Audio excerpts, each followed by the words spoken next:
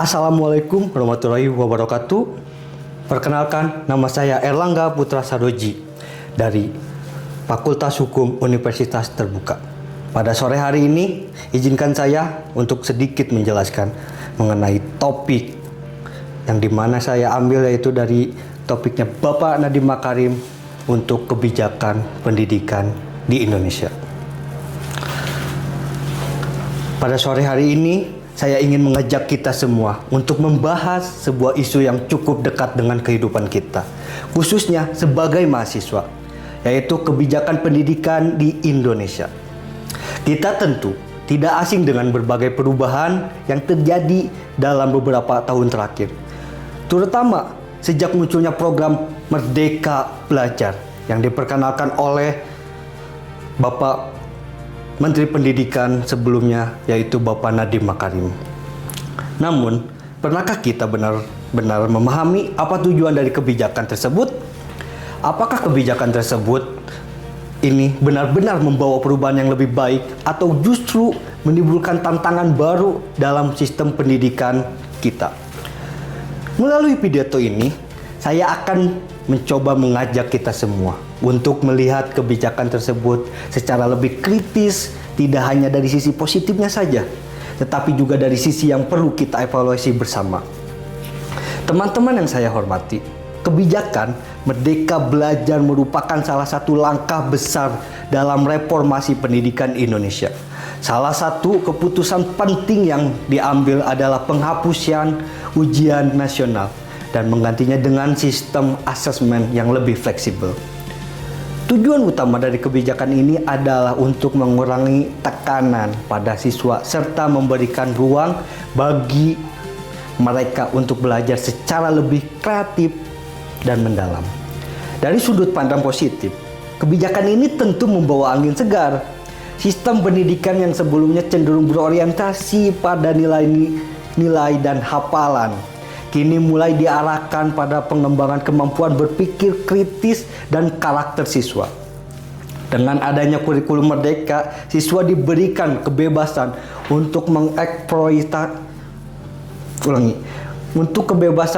mengeksplorasi minat dan bakat mereka. Hal ini dianggap lebih relevan dengan kebutuhan zaman yang terus berkembang. Namun, di balik kelebihan kebijakan ini juga tidak lepas dari kritik. Salah satu tantangan terbesar adalah kesiapan infrastruktur dan sumber daya manusia. Tidak semua sekolah memiliki fasilitas yang memadai untuk menerapkan sistem pembelajaran yang fleksibel. Selain itu, tidak semua guru siap untuk beradaptasi dengan perubahan metode pengajaran yang cukup signifikan. Jika kita melihat dari perspektif kebijakan publik, hal ini menunjukkan bahwa sebuah kebijakan, meskipun dirancang dengan tujuan yang baik, tetap harus mempertimbangkan kondisi nyata di lapangan. Dalam hal ini, implementasi kebijakan menjadi faktor kunci keberhasilan. Kebijakan yang baik tidak hanya berhenti pada konsep, tetapi juga harus mampu diterapkan secara efektif dan merata.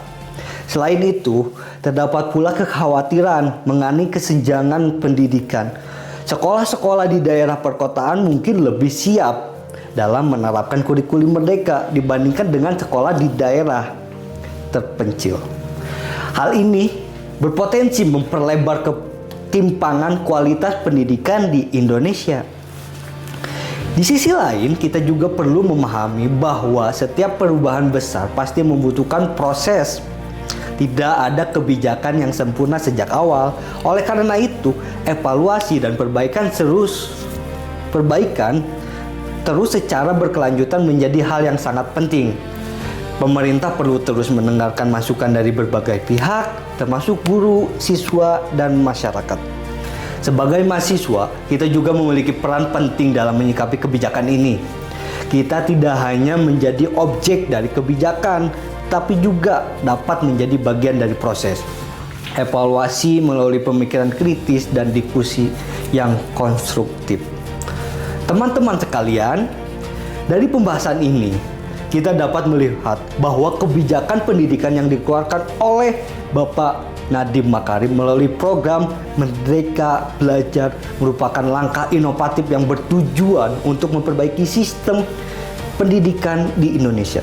Kebijakan ini memiliki potensi besar untuk menciptakan generasi yang lebih kreatif, mandiri, dan adaptif terhadap perubahan zaman.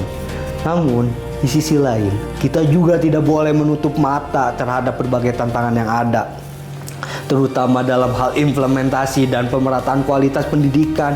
Oleh karena itu, diperlukan kerjasama antara pemerintah, institusi pendidikan, dan masyarakat untuk memastikan bahwa kebijakan ini dapat berjalan dengan optimal. Sebagai generasi muda, mari kita tidak hanya menerima kebijakan secara pasif, tetapi juga aktif dalam memahami, mengkritisi, dan memberikan kontribusi memberikan kontribusi positif bagi perkembangan pendidikan di Indonesia. Akhir kata, semoga apa yang saya sampaikan hari ini dapat menambah wawasan kita semua dan mendorong kita untuk lebih peduli terhadap masa depan pendidikan di negeri ini. Terima kasih. Wassalamualaikum warahmatullahi wabarakatuh.